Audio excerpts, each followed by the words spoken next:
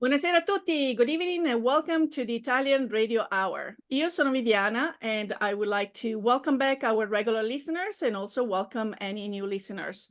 Also be sure to like us on Instagram and Facebook at Italian Radio Hour and subscribe to our YouTube channel to catch up on any past video interviews. Vorrei dare il benvenuto ai nostri ascoltatori da tutto il mondo, grazie per essere con noi anche oggi mentre continuiamo il nostro viaggio per l'Italia e la cultura italiana. Today I'm very pleased to have a little trifecta. We have three guests that join us in a conversation where the common theme is going to be the word roots.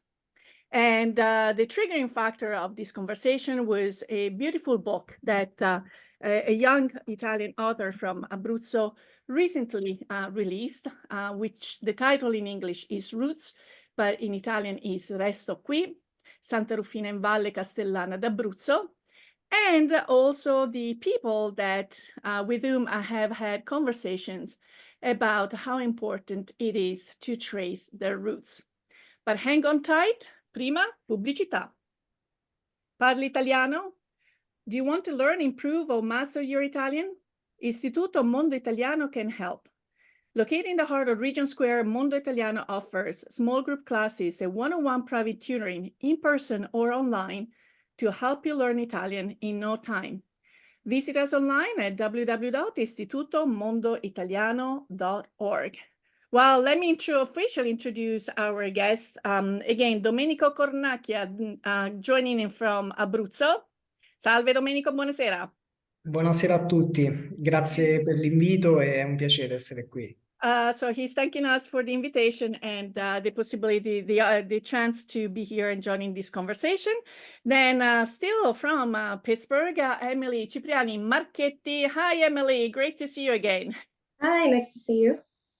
And from Chicago, the very famous fellow podcaster, Frankie D. Piero with Keeping It Real with Frankie D. Thank you, Viviana. It's a pleasure to be here.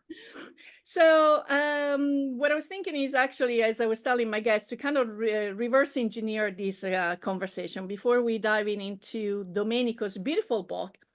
Just a little bit, a little insight on how my little mastermind, my little mind works when, and Frank can attest from his own podcast to trying to find the theme and the guests that will make that episode very special. And I think this is going to resonate with a lot of people. Even though some of the memories might be from Abruzzo, anyone that has gone through a past of family having to leave their homeland and create a new life in the country, whether it's United States, South American, and we will talk also about Belgium, a very important fact that I didn't know, will be able to feel that these conversations might sound familiar. So Emily, let's start with you. Emily and I belong to a group of Donne Italiane di Pittsburgh. It's a do-it. It's a wonderful group of Italian women that share the same passion for the Italian heritage. Some are from Italy, some being first generation, second generation, and so forth. And part of my own personal task within the group is to meet the possible new members, and I love to hear stories. So Emily and I, along with her mom and her aunt, who I had known for quite a few years, but never really heard the full story, met at a beautiful coffee shop. And I was immediately struck by Emily's personal commitment to make sure that her Italian heritage did matter, not only for her, but also for her children. She has 3 beautiful ones. So Emily, tell us a little bit about your family history. So both of my parents are Italian. My mother's family is Calabrian, and my father's family is from Abruzzo. So this is kind of the 2 branches of my father's family of Domenico and Frank. Because my father's paternal side is from the Valle Castellana area, which is northern Abruzzo, and his maternal side is the southern Abruzzo Bugnara, which is where I met Frank for the Bugnara reunion. But basically, my children, they didn't get the luxury of growing up with my grandparents, who were the keepers of all of those traditions. And so it's kind of up to my generation now to pass that on. The torch has been passed, and without that, they don't really know where they came from past the point of immigration. So to me, it's very important. So as we were talking, Emily and I, Emily mentioned the Frank, and Frank, you don't even know, but I was listening to your podcast when I clearly remember the episode about the zampogne. I was in Costa Rica. Would you believe, I was traveling throughout Costa Rica. I was there actually for a week-long cheese making class, and I clearly remember where I was exactly when I was listening to you. So Emily mentions two names. One was, oh, have you ever listened to Frank's podcast? I was like, absolutely. Thank you. That's an honor.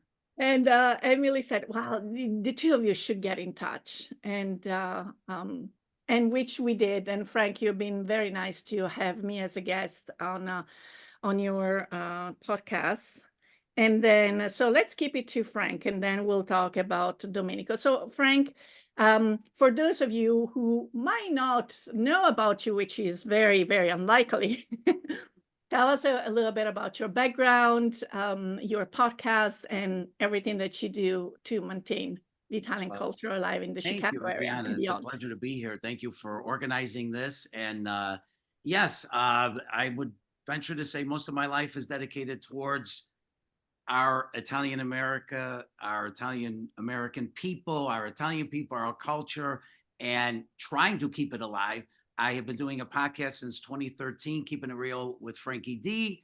I also do Italian American Moments, which are like 1-minute videos about accomplishments, stories, inventions, all with the hope that our younger people, our people, learn stuff about our culture and delve more into it, not just stop there. I'm a big fan, huge fan of trips to Italy.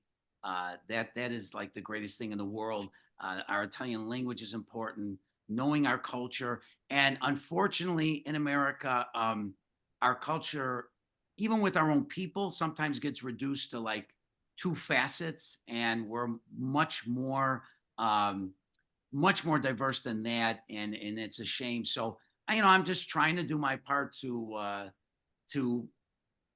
bring knowledge, to bring awareness to our people about our culture, and to keep pushing our language, and to keep pushing trips to Italy, which they should be doing way more of. If I had my way, we would have an organized trip to Italy every year for younger people, 18, 20, 22-year-olds, that we would send not hundreds, but thousands to. That's what we should be doing as an organized Italian America. But as of this point, I don't have my way. So, well, we definitely shared that sentiment. And also you shared that you had several trips to Italy, but the one in Abruzzo were maybe 25 years apart. So maybe the one from 25 years ago might not be like yesterday's, but did you notice that things have changed, whether it was the building, the people, anything, or did you feel the time didn't pass there? Yes and no. So the last trip was 25 years ago. I had been to Italy 5 times. And then 25 years later, I finally went back. I went with my wife, and I would say I was in Rome for one day. Rome was, I had been to Rome so much. I went to school. I studied abroad. So I was in Rome for 5 months, quite a long time ago. So, I had been to Rome, so many times, and I love Rome and the history and the Vatican and everything, but it was a little disappointing. It's just it's a chaotic scene, and it's graffiti and people from all over the world and everybody speaking English. And I really enjoyed my time in Abruzzo. I spent 6 days in Abruzzo, and it was definitely, I think the older I get, I don't, yearn for the big city, but the smaller towns, a slower pace. And then, everybody says, oh, they speak English all over Italy. I don't know. Abruzzo was not as much with the English, and that's a good thing. I'll be honest with you. I mean, it was much more Italian, and we were in Sulmona, which was a smaller city. Capitolo Confetti. La Città dei Confetti. And then we went to the small towns, and I adored it. It was great. The people were great. If I could say something in Italian, si vede perché chiamano la gente d'Abruzzo forte gentile, perché veramente erano da così. Yes. Erano forti, erano gentili, erano bravi. Mi sono trovato proprio benissimo questo tempo in Abruzzo. Wonderful. From my heart. So that's, Emily, again, we said that you met two very important people in what it was going to be eventually for my own little research. One was Frankie D, and then Domenico. So tell me, what is the connection between you and Domenico? So my great-grandfather on my father's side was from a really little mountain town called Latorre in the Valle Castellana. And it has since been abandoned, but is now being revived. But there's a few towns there. They're very secluded, and they all had similar lifestyles. And so to get ready for this trip, I was planning kind of a family history trip for my parents and my children. I had prepared for a couple years for this trip, doing research. So in doing research in the Valle Castellana area and into the town of Latorre, I found that Domenico had just written a book about a town, Santa Rufina, that it was very similar. So I kind of, and his last name appeared in my DNA results in that area. So I was like, okay, maybe we're 15th or something. So I reached out and told him I was looking for information about my family history and information about this area. And Domenico, you sent me your book in Italian. Yes. And I read it, and it was such a good preparation for that trip, because I really got an understanding of the lifestyle of my ancestors at that time, and I was able to share that with my kids and my parents before we went. So he wrote that book for me at the perfect time, right before we were going to go on this trip. Wonderful. So finally, Domenico, con tanta pazienza, we're finally bringing you onto the program to talk about your beautiful, beautiful book, Resto Qui, Santa Rufina in Valle Castellana d'Abruzzo, recently translated into English with the title Roots. In both languages, it is still a very important and meaningful title. So let's start with the title, and then we'll come back and start talk about your background.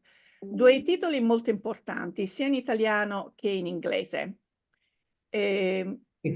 Spiegaci, dacci apri questa finestra in questo processo che ti ha fatto scegliere questi due titoli. Allora, intanto ciao a tutti e grazie ancora. Allora, i due titoli sono due titoli molto importanti per me, perché il titolo Resto Qui in italiano è un titolo molto forte, ma allo stesso tempo è un titolo che vuole dare un'immagine anche importante di questi luoghi, non solo restare qui, ma anche andare e poi tornare con il cuore. Mm-hmm. Perché... Prego, let me just So the two titles, again, that he chose for the book, the Resto Qui, is it's a pretty strong message, and also in Italian. But because he allows us to, to paint a picture of these places, a vivid picture of going and coming back to it intentionally. Prego. E infatti sulla copertina c'è anche il disegno di un nonno che accompagna un bambino, e questo qui è molto importante per me perché all'interno del libro con questa immagine si può rappresentare proprio l'avanzamento della vita, ma allo stesso tempo la condivisione, i racconti, le tradizioni, i ricordi che un nonno o una persona anziana, una persona matura può dare a un bimbo e può crescere e può andare verso il futuro. So something about the cover that you can see as a clear silhouette of a child holding the hand of a grandfather.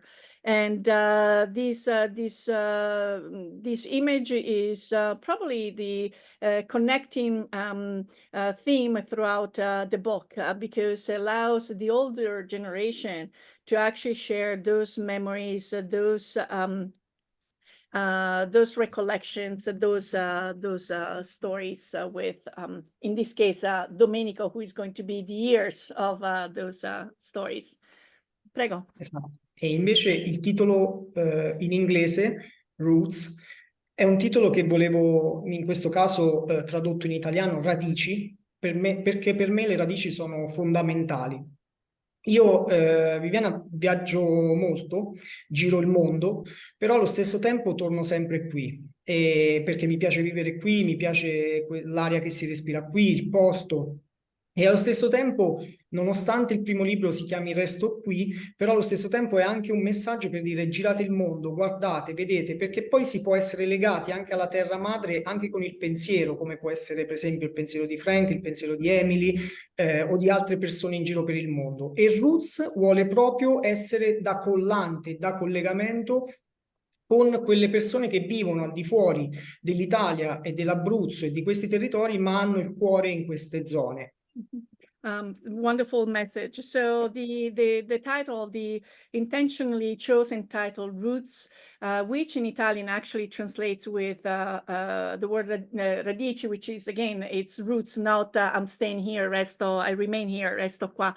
And it's a very strong concept, because Domenico, actually, if you look also his Instagram account, he's a world traveler, okay? He loves to travel, he has experienced the world, but he finds himself and invites people to actually, so it's not a passive staying put. It's a very active message of going out, experience new things, see new things, but then come back. And that's where he finds himself, always almost like a rubber band, coming back to the place that he loves, a place, he likes the life, he likes the place, the traditions, the air, and everything. So again, this also the Italian, the Resto Qui, again, is an invitation to people to go out and explore and still keep their land, being feeling tied and connected with their land.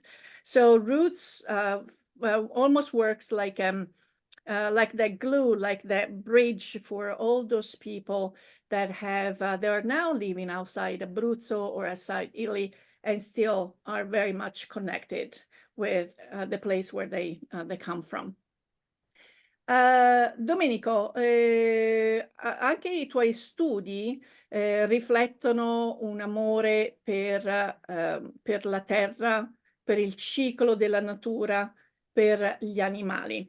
E anche la lentezza, diciamo, che la natura e il ciclo della vita porta. Hai notato, facendo le tue ricerche, appunto, come è cambiata la velocità o la lentezza della nostra vita? So Domenico has a degree in, I think, agricultural science. Yes. And so he's very connected with the land, the soil, the cycle of life and nature and animals as well. So I asked him how he feels, how he perceives through the book and the stories heard, then the pace of our life has changed. Io diciamo che vivo ancora in questo posto che si chiama appunto Santa Rufina e si trova in Valle Castellana d'Abruzzo. Questi posti qui a me permettono di abbassare un po' il battito, diciamo abbassare un po' la velocità della vita quotidiana, perché tutti noi siamo soggetti a velocità nel lavoro, nella vita, negli impegni, c'è una vita frenetica. E in questi posti, soprattutto nell'entroterra abruzzese, marchigiano, nel centro Italia, ma anche nei piccoli paesi italiani, ancora si vive questa lentezza della vita, ancora è possibile vivere in modo più lento. E ovviamente ho visto un cambiamento anche in questi territori, perché purtroppo l'inesorabile trascorrere del tempo porta a delle mancanze e quindi questi paesi si spopolano sempre più. Infatti, uno dei messaggi del libro è proprio dare voce a quelle persone che voce non l'hanno avuta mai e magari sono venute a mancare nel corso del tempo. Quindi, diciamo, con il testo è un ricordo, il ricordo rimane sempre vivo, ecco. So the town that where Domenico lives allows him to at times to slow down the pace of life. He said actually his heartbeat, to slow down his heartbeat in a way of embracing a slower pace of life. But obviously between the work-life commitments, where pace of life is definitely more frenetic. But in some smaller realities, and maybe that also connects with you, why, Frank, you loved the smaller towns better. And also for you, Emily, with 3 children and your profession, you probably live a very frenetic life, but you did take the time to, you know, to take this trip to do the research. So in these little towns, it might be possible, you might be more likely to see a slower pace of life. But unfortunately, change is happening everywhere. And these little towns, unfortunately, are becoming ghost towns. And through the book and the stories that Domenico has recorded, he was able to give voice to a segment of people, the elderly, that usually maybe in the past never really had voice, or unfortunately are no longer here. So I think that these type of books have a valore inestimabile because he's capturing words and stories of people that might not be here for a long time, or maybe by the time the book came out, were no longer with us. Let's talk about these people. Le storie che sei riuscito a raccogliere sono tantissime e poi parleremo anche della struttura del libro. Ti rifai appunto molto alle storie che ti sono state raccontate. Avevi già in mente di scrivere un libro o era quella curiosità, diciamo, di un adulto bambino, diciamo, che ancora cercava le storie dei nonni? So the question to Domenico is, when he was talking to these elderly people, did he have already the book in mind, or was more that curiosity of an adult still with the spirit of a child, wanted to hear a story from a grandparent? Io sono stato sempre una persona molto curiosa e quindi ho sempre chiesto alle persone più mature di me, chiamiamole così, la loro vita, le loro storie, le loro abitudini, quello che hanno passato nel corso del tempo, perché all'interno del libro parliamo sembrano passati 400 anni, invece sono passati 60, 70, 80 anni dai racconti e sembra un'eternità, invece non è così. Io ho avuto la fortuna di conoscere ancora quelle persone, magari chi ha fatto la guerra, chi è stato in miniera, chi è emigrato per trovare la fortuna all'estero, chi ha lavorato nelle cave delle cave di travertino, chi ha fatto dei lavori particolari. E quindi la mia curiosità mi ha sempre spinto a chiedere a queste persone come fosse la vita di un tempo. E arrivato ad un certo punto ho detto, ma io tutte queste cose non posso saperle solo io devo scriverle, devo metterle nero su bianco perché qualcuno deve saperlo, deve conoscere queste storie, perché queste persone che mi stanno raccontando tra un po' purtroppo non ci sarà più, non ci saranno più, perché il ciclo di vita è per tutti, abbiamo un inizio e c'è una fine. E c'era proprio questa volontà. Infatti, dall'inizio del libro alla fine del libro sono passati 4 anni. Ci ho messo circa 4 anni per scrivere il libro, ma i racconti sono una storia di 30 anni, quindi dei miei nonni, degli zii, all'interno del paese ovviamente tutti sono nonni di tutti e tutti sono zii di tutti, e quindi questo ha avvantaggiato un po' la situazione. E ovviamente le persone che ho intervistato non sapevano che io stessi scrivendo un libro, che volessi scrivere un libro, e quindi non c'erano filtri, non c'erano lingue un po' più forbite, e si andava molto più nella sincerità, nella verità e nella crudezza, diciamo, della vita e della situazione di un tempo.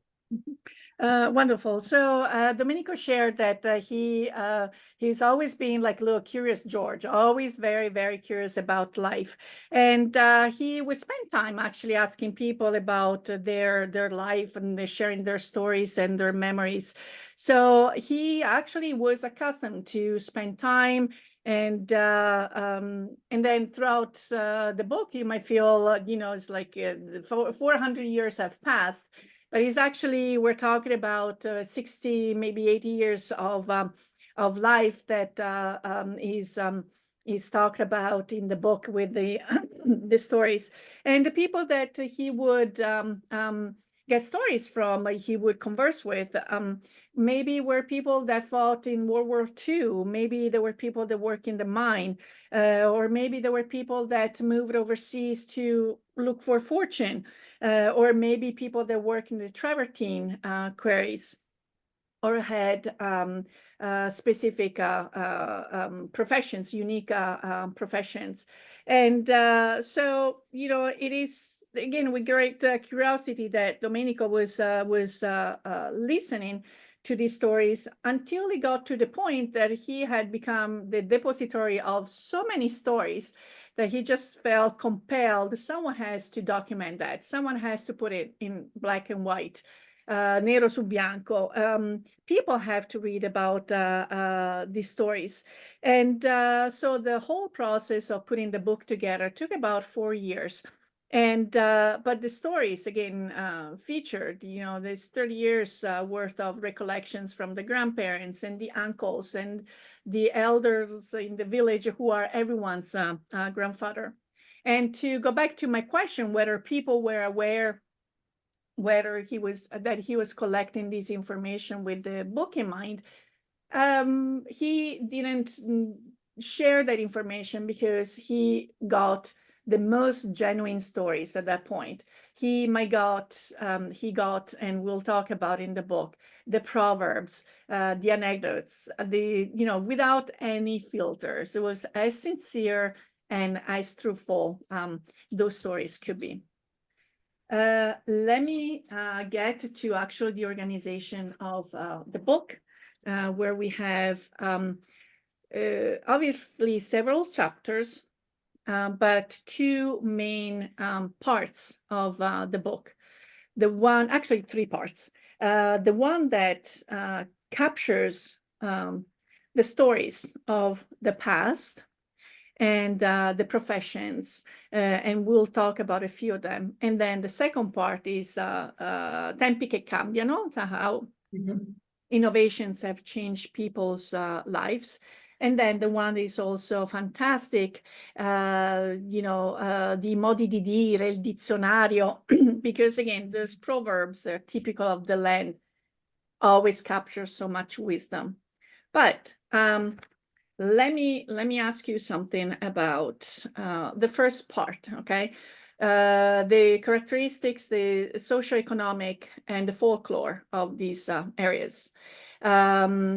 You cover from courting and the trousseau and marriage and becoming mothers and Second World War.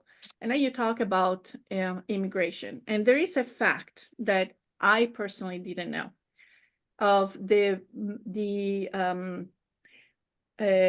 agreement Uomo Carbone, okay? I will let you share the story about a very important fact that occurred in Italy in 1946. Maybe not too many people know about. Domenico, prego. Ovviamente, usciti dalla seconda guerra mondiale, l'Italia è uscita un po' devastata dalla seconda guerra mondiale e da tutto quello che c'è stato. Tra l'altro in queste zone la povertà era tanta, Viviana, perché queste zone hanno sempre vissuto di agricoltura e di pastorizia, però ti faccio capire un esempio, una citazione, una frase che mi è sempre rimasta dentro, no? Di una persona, di un anziano che mi diceva: Domenico, guarda, in passato chi stava bene era chi non pativa la fame. Pativa significa era chi non soffriva la fame, quindi immaginatevi anche il livello. E questo accordo uomo-carbone fu fatto comunque sia dai vari governi, quindi soprattutto dalla parte dell'Olanda, Belgio, con l'Italia, perché in Olanda e nel Belgio servivano comunque sia forze lavoro nelle miniere e quindi in Italia c'erano persone disposte a guadagnare qualcosina in più, quindi a provare magari a guadagnare qualcosina in più rispetto a questi territori che non davano nulla, magari gonfiando anche un po' magari le speranze di queste persone, e sono emigrati in queste zone. Infatti tante persone del territorio sono emigrate in Belgio, in Olanda, magari nel nord della Svizzera o in altre zone dove erano presenti delle miniere. Infatti ci sono diversi casi dove ci sono stati molti morti, soprattutto molti morti abruzzesi all'interno di queste miniere, perché le condizioni di salute, di vita, di lavoro erano davvero, davvero all'estremo e noi neanche ce lo immaginiamo. Un'altra frase che mi ha segnato comunque sia e me la porto sempre dentro è quella che mi diceva uno che ha vissuto proprio in Olanda. Mi diceva: Domenico, noi quando andavamo sottoterra fino ad 1 chilometro eravamo contenti quando avevamo i topi vicino, perché significava che c'era un pochino di aria e si poteva respirare. Wow, that's tough. So just to give an explanation, so obviously Italy didn't come out World War II well. It was pretty devastating, especially in these areas that were already hit by extreme poverty. And that was based, their economies were mainly like animal herding and agriculture. So to quote one of the elderly, they say, Domenico, you could say that you were doing well if you didn't go to bed hungry. I mean, and that is already, you know, an indicator of how low, you know, the economic conditions were.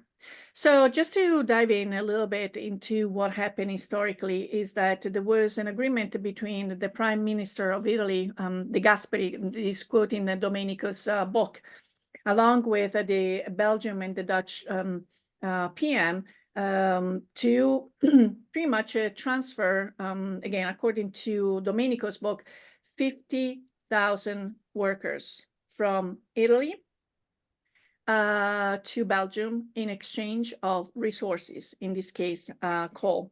And so this agreement was indeed called the exchange, the agreement man/coal. And they were also very specific on what these people that had to be in good physical health. They couldn't be any older than 35 years of age. And I got to the point of over 2,000 people transfer per week. But unfortunately, as happens often, is that these job opportunities are almost inflated because no one was talking about the poor working condition of these workers that were deep in the ground, 1 kilometer, 1,500 meters. And to quote another elderly person, he said, Domenico, we were happy if we were 1 kilometer down and we could see mice, because then we knew that there was enough oxygen to survive.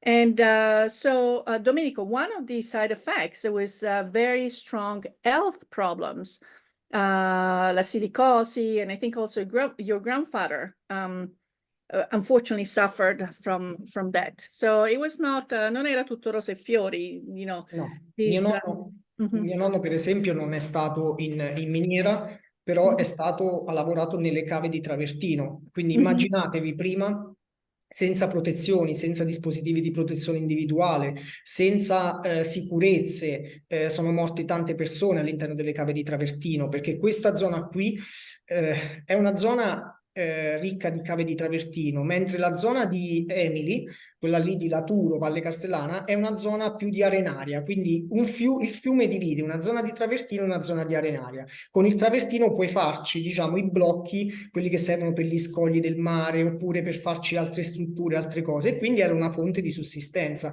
Però non avendo dispositivi di protezione individuale, quando lavoravi questa pietra, c'erano delle microparticelle che ingerite andavano sui polmoni e quindi portavano a silicosi o altre malattie polmonari che portavano anche alla morte.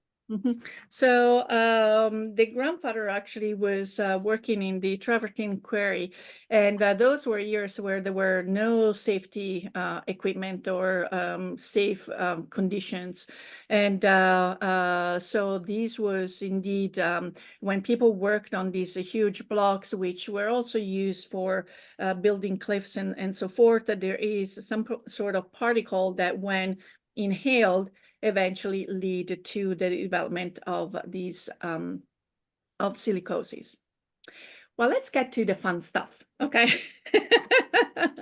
So here again, that was an historical fact that a lot of people might not appreciate. In Monongah, we also had back in the day a huge mine accident, and there were a lot of molisani. So unfortunately, these are stories that echoed also on our side of let's talk about some of the fun things, the feste di paese, l'importanza del vino, anything that is like folklore, how people had fun back in the day. Beh, diciamo che in passato i tempi per divertirsi erano davvero pochi, questo è da dire, perché prima si doveva lavorare. Anche mio nonno, per esempio, mi ha sempre raccontato che lui quando aveva 4-5 anni i genitori lo mandavano a parare le pecore, a pascolare le pecore.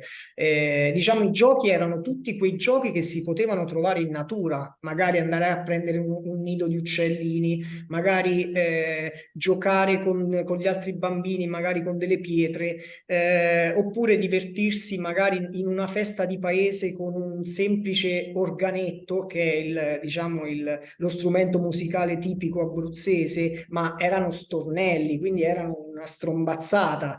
Però ci si divertiva in questo modo qua, si cantava soprattutto durante i lavori di campagna, durante la mietitura, durante la finaggione, si cantava perché bisognava tirare sul morale. Oggi diciamo che non si sente più una persona cantare, non si sente più una persona cantare uno stornello magari in compagnia. In passato questo serviva un po' anche come sopravvivenza, diciamo, e per tirar su il morale in una giornata di fatica e in una vita di fatiche, ecco. So I was asking, well, Domenico said, well, back in the day, the time to really have fun was very limited. Work always took priority to the point that his grandfather at the age of 4 or 5 was already sent out to look after the herd of the sheep herd.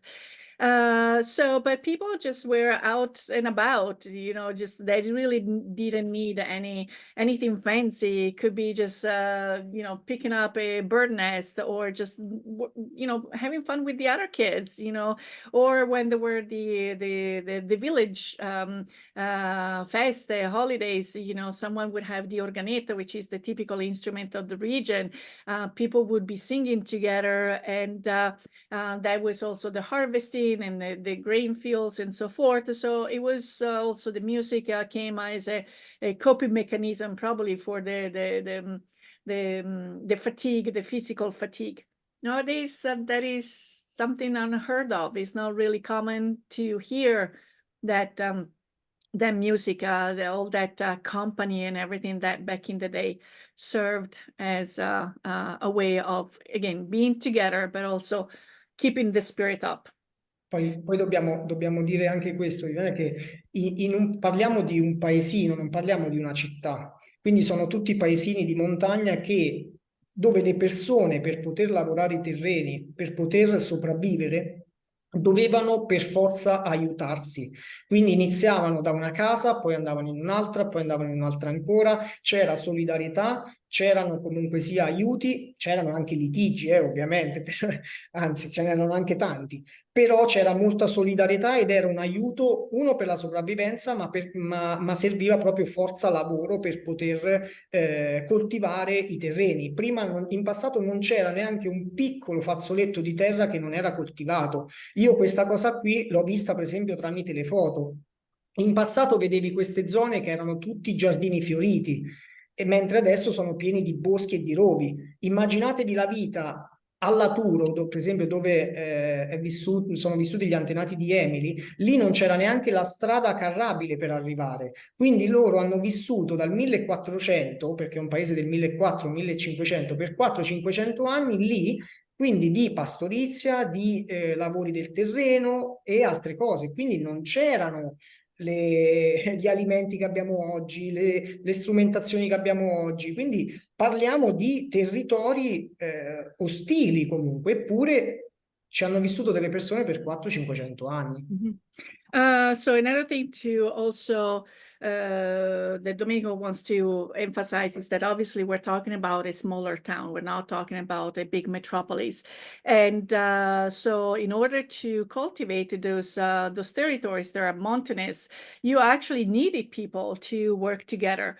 And so this was also a need for everyone's survival. So people helped each other, whether it was because of solidarity. Sometimes, obviously, they didn't get along, but they still managed to work together because, again, it was a survival need. And so just to keep in mind that those territories back in the day, they were all cultivated. It was not a niche that was left unkept, whether it was the flowers and the plants and everything.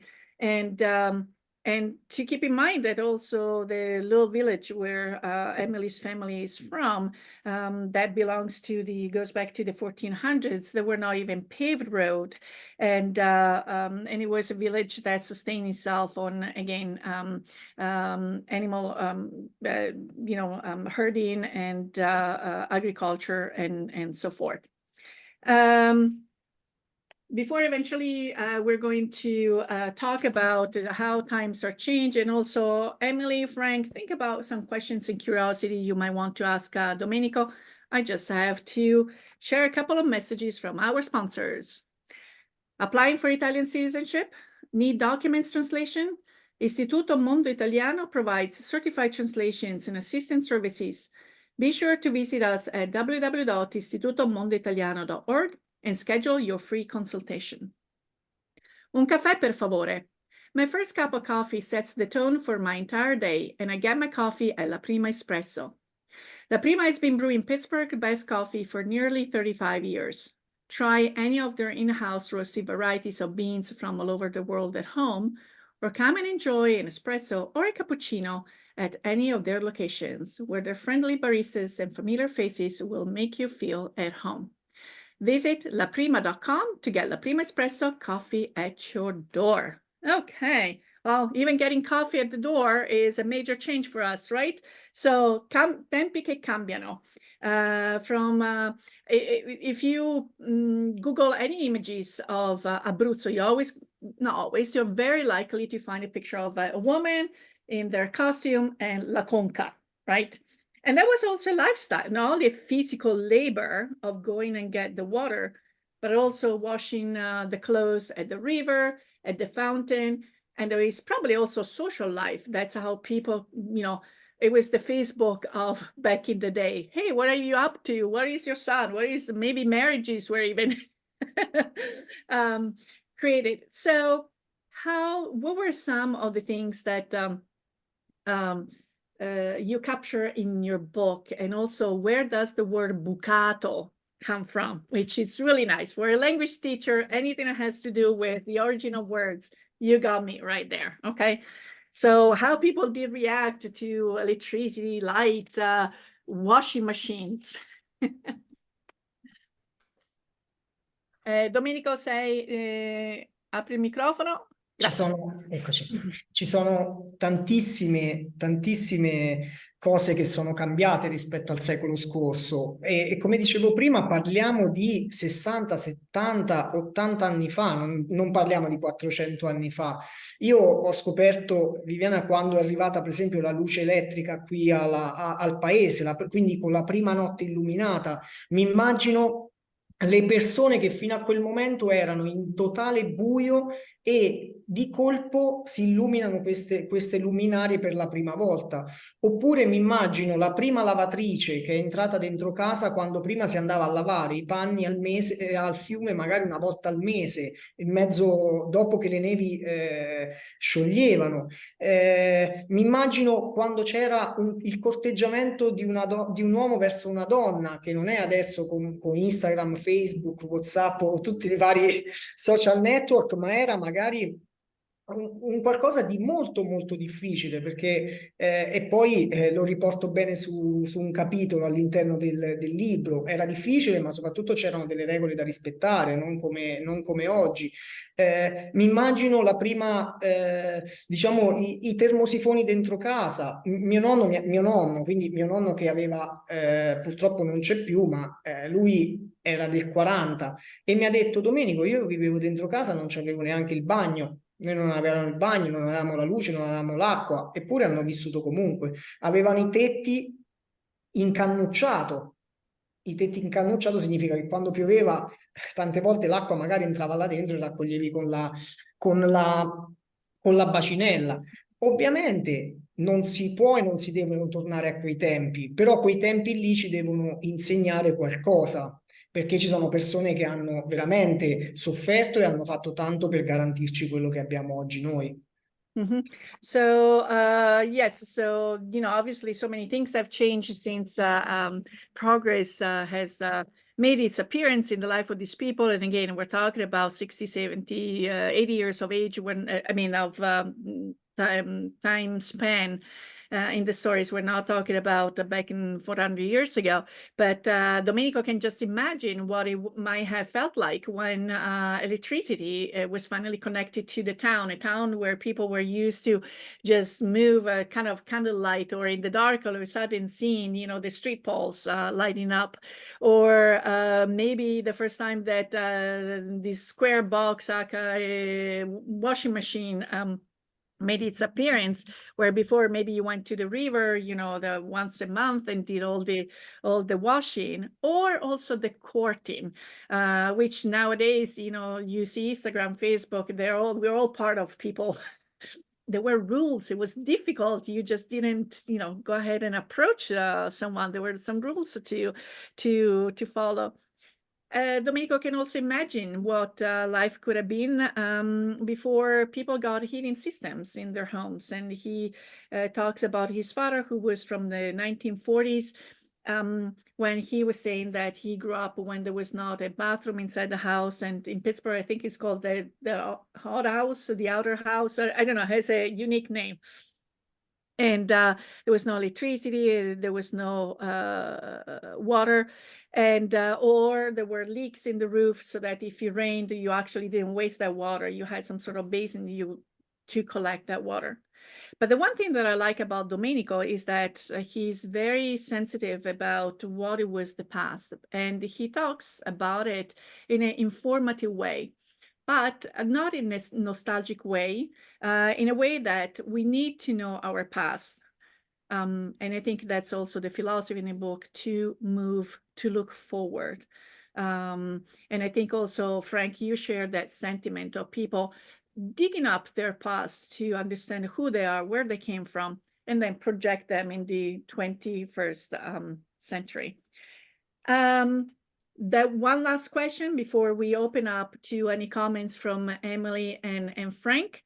We touched upon the dialect and the idiomatic saying. You have done a wonderful job capturing that. That's because they reflect the soul of a territory. Is there any expression that or any word in dialect which you kind of sprinkle them throughout the book that I don't know, resonate with you the most, or you heard the elderly use it most frequently? Qualche espressione che un pochino...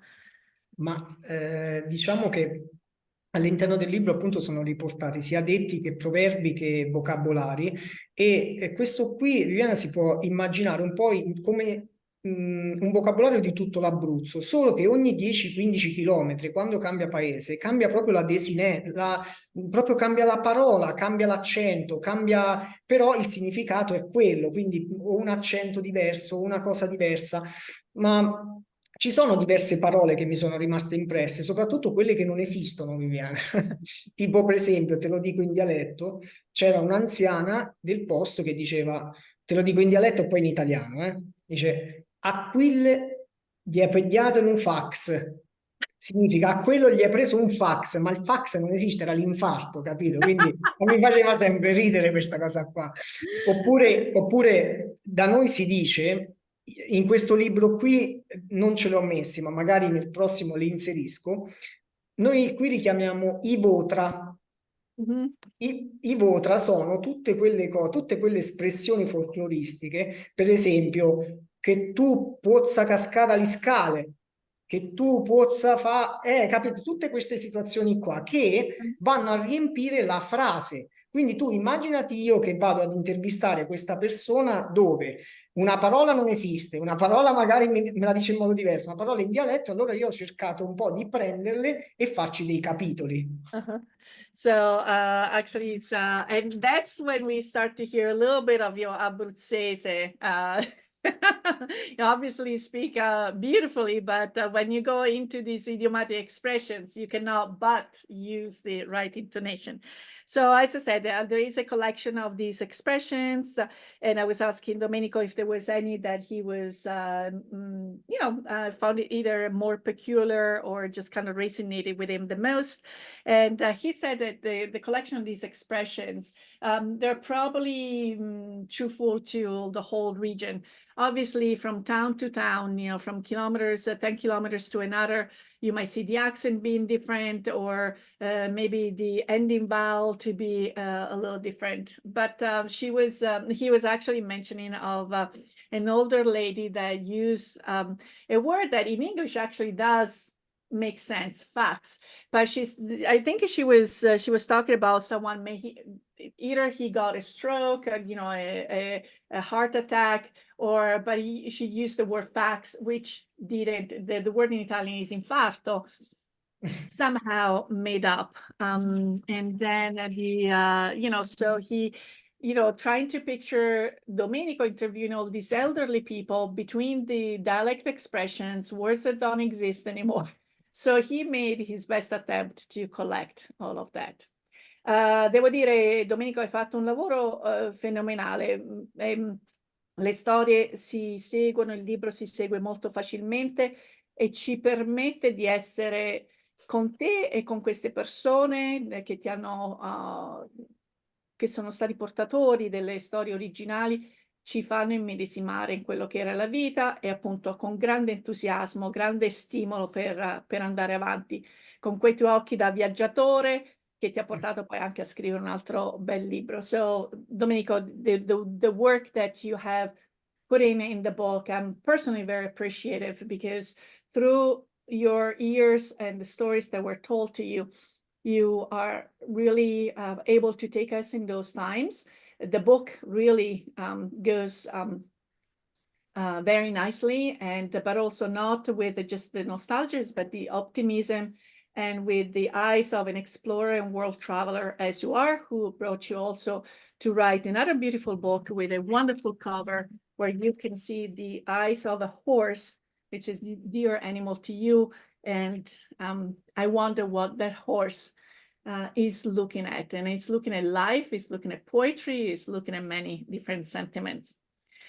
So, Emily, this is more of where your family is from, some of the stories. Frank, this is also more of the stories of a past that neither of us, none of us, have been able to witness firsthand. Do you have any comments or questions for Domenico? You talked about in your book the character of the people, of being resilient in the face of adversity, a strength with a softness, enjoying simple things, everyone being family. I think that that's something that we brought with us through immigration, because many of us see these traits that were passed down to us from our grandparents. And I liked that part of the book, because I'm like, oh, we did bring this with us. It's describing my grandparents and their character. And I just want to encourage anyone that is wanting to know more about themselves to take the trip, go to Italy, visit Abruzzo. In Bugnara, Frank and I took part in we called it the Great Reunion. It was a big Bugnara family reunion. And we were greeted the same way that my family and I were greeted in Valle Castellana, where everyone is family. And you know, your past is important, and but in the present, your roots are there in Italy waiting with open arms. So go experience it as the present, not just as the past. You know, take the trip. Wonderful, Emily. And also because with that understanding, you can then be having more tools and instruments to pass it on to your children. So that it's not just having vowels in our first names, last names that make us Italian, but it's that set of values that we have experienced or have been, as you said, shared, passed down to us, that the work ethic and the family, the strength, and that make us bond us all together. Beautiful. Thank you, Emily. Frank, è una chicca questo libro, eh? It's just something really special. Domenico, tu parlavi all'inizio che è buono di restare al paese, ma è anche buono di viaggiare. Però, secondo me, o che ne pensi tu, è uno che viaggia può essere anche pericoloso, perché appena viaggia, appena sta a un altro posto, conosce due terre.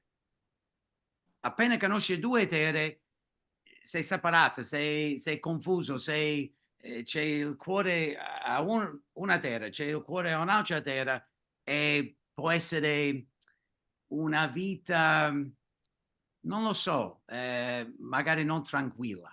Okay, so Domenico, while you're thinking about your answer, Frank, can you just say in English exactly? I mean, I can translate. Okay, so Domenico, at the beginning, he said like to stay in the town, to remain in the town, but it's also, you know, wonderful to travel, and it is wonderful to travel. But to me, like what I gather from immigrants is once you do travel somewhere and you move to another land, now you always know these two lands, and it's like sometimes their hearts in both, or even like they're divided in a sense, or they're never really full in the land they moved to, but they're never, when they go back, they're never really full in the land they left. So they're half. Sì, sono d'accordo. L'unica cosa è che rispetto al passato, che non si poteva girare e non si poteva viaggiare, adesso viaggiando si può scegliere dove andare e dove restare. Infatti il libro Resto Qui non è solo il restare qui fisicamente. A volte ci sono delle persone che vivono all'estero, per esempio, che sono più in Italia che nel posto in cui vivono, perché a volte il cuore sta qui. Però capisco che di solito quando si va via dalla terra madre, a volte si soffre, perché un pezzo di cuore sta da una parte e un pezzo di cuore sta dall'altra. E infatti non è così... non è così scontato, e come potete vedere nascono quelle comunità di italiani all'estero, proprio per ricordare, proprio per condividere, proprio per sentirsi un pochino a casa, come delle piccole Italia, come delle piccole comunità italiane, perché un pezzo di cuore rimane lì. E io non posso dire è giusto o sbagliato restare o andare, perché ognuno ha la propria vita. Però quello che dico, e nella mia esperienza, è quando tu viaggi, quando tu vedi, tu puoi scegliere se rimanere in un posto oppure no. Ti faccio un esempio, poi magari Viviana traducilo tu. C'era una persona di un paese vicino a casa mia, era un anziano, che nel paese che si chiamava Cerquito, proprio a fianco casa, e io quando gli ho chiesto, ma qual è il posto più bello che hai visto? E lui mi ha detto, io il posto più bello che ho visto è Cerquito, perché non aveva visto nient'altro. Mhm.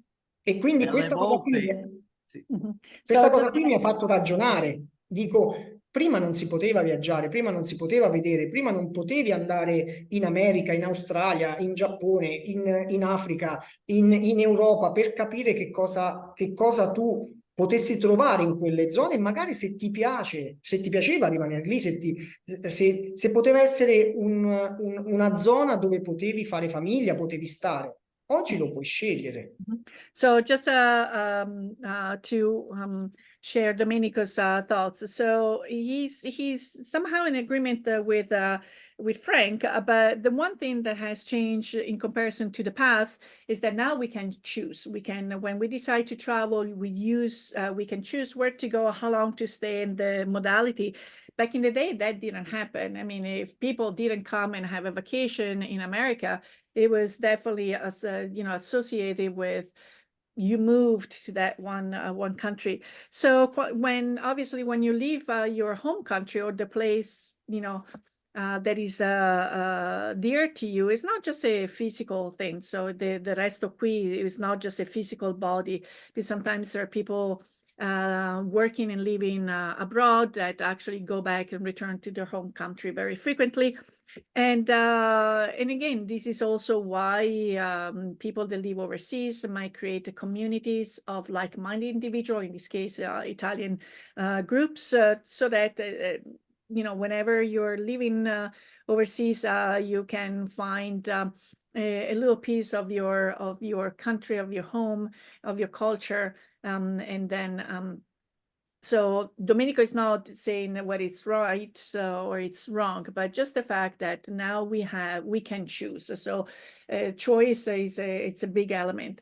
So he was asking an older man that lived in the town next to his Circuito, what was the most beautiful place that this man has ever lived and seen? And it was actually his hometown. He never went anywhere.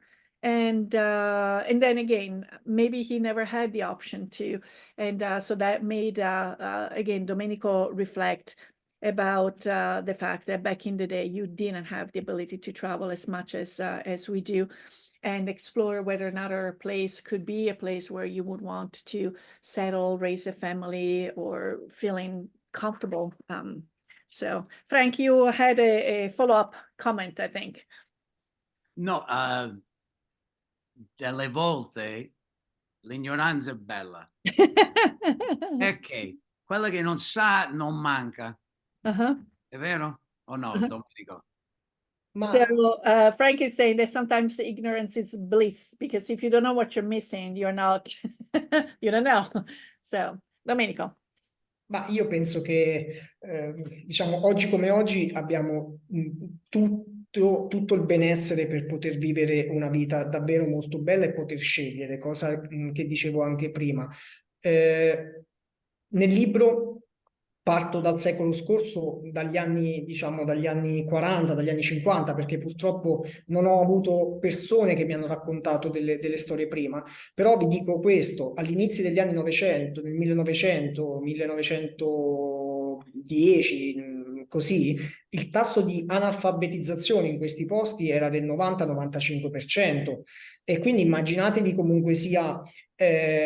qui non parliamo di ignoranza, qui parliamo di istruzione, perché l'istruzione e l'intelligenza sono due cose diverse. Quindi io penso che nonostante c'erano persone che non erano istruite, le persone di questi territori avevano un'intelligenza veramente molto, molto spiccata, perché prima le persone sapevano far tutto, sapevano lavorare il legno, sapevano lavorare le pietre, erano,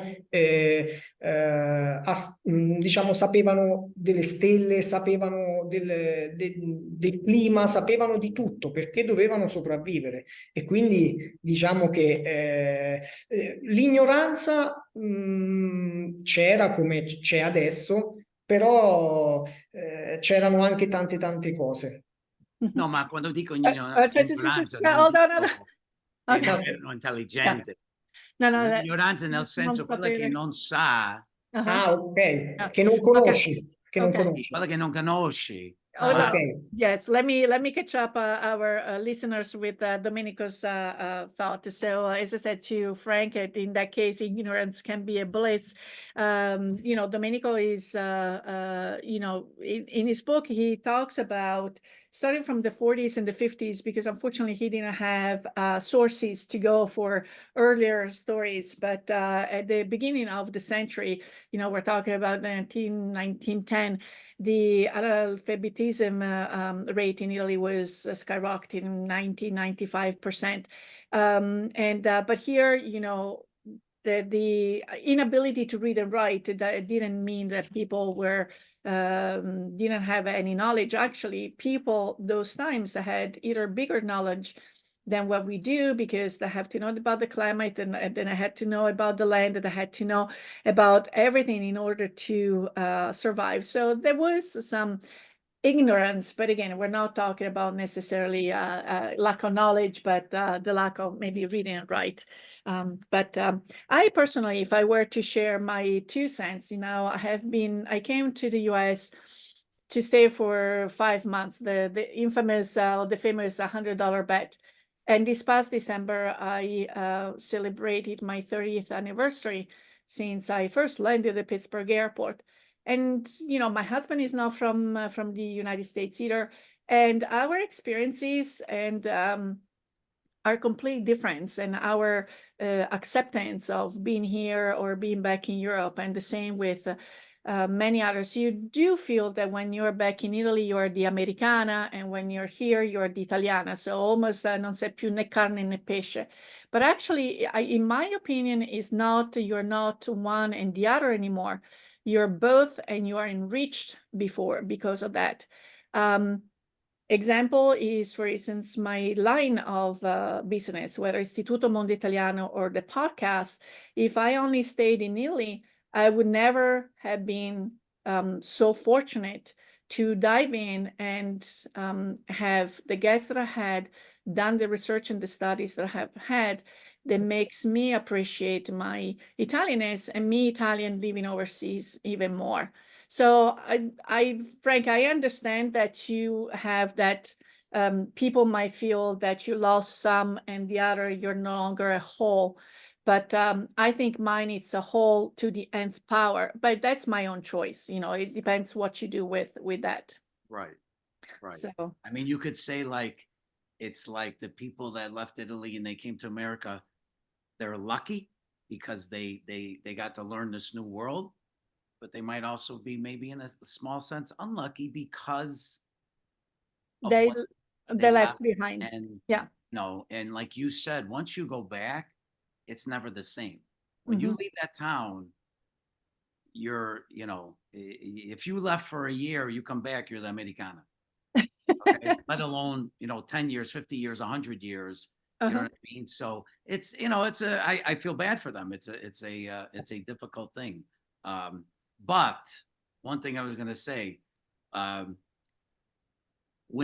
quando parlando del tempo passato e quanto era difficile la vita ed era dura, ma quelle persone erano brave per davvero, sapevano fare tante cose e secondo me erano più contenti di oggigiorno. Di questo mi dispiace, perché oggigiorno che abbiamo tanto, abbiamo tutto e nessuno è contento. Mhm. So just to share, Frank's, I'm translating you, Sorry. but back in the day, in the past times, life was truly difficult, and but people somehow, and having less, they were more happy because they were happier, because nowadays we have so much, and that doesn't really translate into happiness. So one final thoughts from everyone. Emily, you said you have a trip coming up. Will you be Yeah. connecting with Domenico? Is there a chance that I might see the two of you together? So we're going to be in different places. I'm going back with my mother. There's a whole story I could get into, but we're connecting with her second cousins, so kind of close family that had been estranged due to immigration and war, and we found each other again. So we're going back for that. So I will Excellent. update on that after May. And Frank, what are you working on? You're always up to something. Oh, I'm working on another children's book. I'm working. That's also very important, study with the little kids. Yes, and we're doing a Italian Women in Chicago book, the second volume that we're working on. I've contributed a few stories to that, and just continuing to do the Italian American moments, because I just think it's just so important. And maybe if today there's not a lot of listeners, maybe 100 years from now they'll be listening. Yeah. I don't know. So, and like Emily said, I agree with her. I highly encourage, if you've never been to Italy, you're an every Italian American should go to Italy once in their life. Take the trip. Just Take do the it. trip. If it's a week, I always say, go to Rome, because you got to see Rome. You got to see the Vatican, all that. Every Catholic has to go to the Vatican, and then go to where the family's from. Yes. It's very Even important. if you don't have to wait till you know every detail of your family. I felt like I needed to be prepared. You don't need that to learn about yourself. You can just go to that place. You will have a great time, a great experience. And a trip will turn into a journey. And that's actually the word that I Yeah. like. Domenico, per te, viaggi, libri, vacanza. What's on your radar? What's next? Allora, il mio prossimo, sto continuando a scrivere,